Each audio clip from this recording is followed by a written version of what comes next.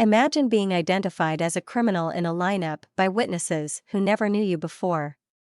Could your entire life change based on one moment's identification? Stay tuned to uncover this legal conundrum.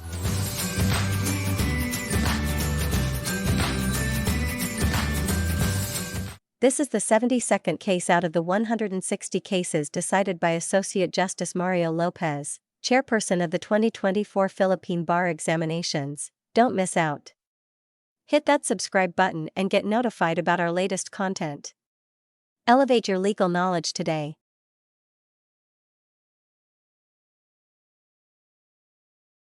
On a calm night of April 20, 2003, inside a quiet home in Antipolo City, Philippines, Emeliza P. Empon and her companions were thrust into a nightmare. As they were enjoying their evening, an armed man barged in, seized Emeliza's cell phone worth P8,000, and in a terrifying turn, shot her dead before fleeing into the darkness. The police were quickly alerted by Eric Sagan, Emeliza's boyfriend, and Mary Lou Zafranco-Ray, a neighbor.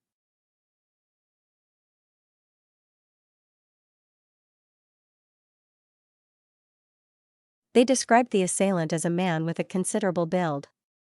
Acting on a tip, the police apprehended Roberto G. Campos in Pasig City after he attempted to escape. A .38 caliber firearm was found on him.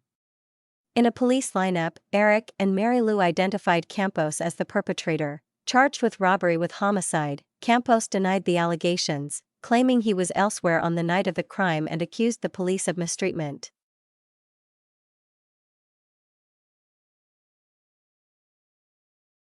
However, both the Regional Trial Court and the Court of Appeals found the witness's identification credible, leading to his conviction.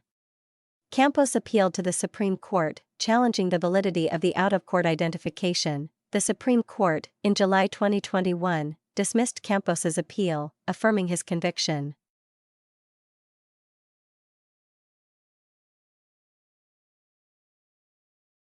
It ruled that the identification process met the required legal standards, emphasizing the witness's opportunity to observe the assailant, their attention level, and the procedure's lack of suggestiveness, among other factors.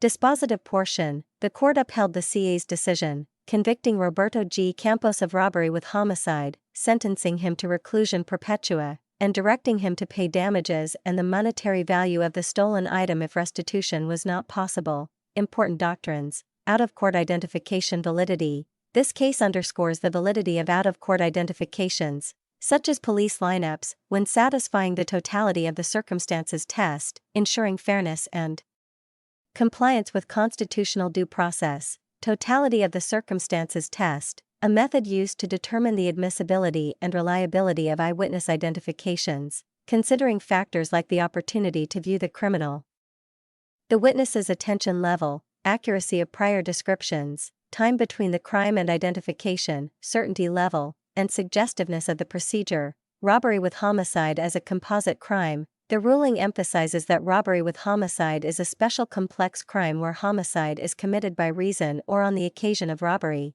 highlighting the original intent to commit robbery with the homicide being incidental. This case leaves us with a moral lesson: the truth has a way of emerging, regardless of the circumstances. It also highlights the importance of the judicial system's role in ensuring justice, based on evidence and lawful processes.